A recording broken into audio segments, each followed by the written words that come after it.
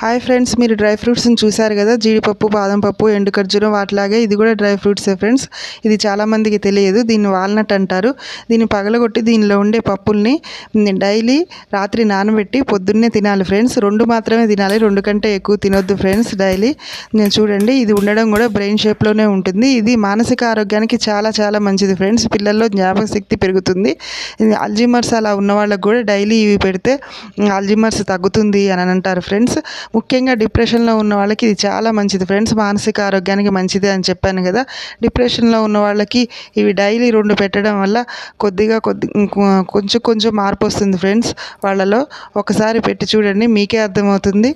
ఇవి తినడానికి చాలా చప్పగా అలా ఉంటాయి, టేస్ట్లెస్గా ఉంటాయి, కానీ హెల్త్కి చాలా చాలా మంచి చేస్తాయి ఫ్రెండ్స్. చూడండి, నానబెట్టిన తర్వాత కొంచెం ఇలా ఉబ్బుతాయి, బ్రెయిన్ షేప్లో ఉన్నాయి చూడండి.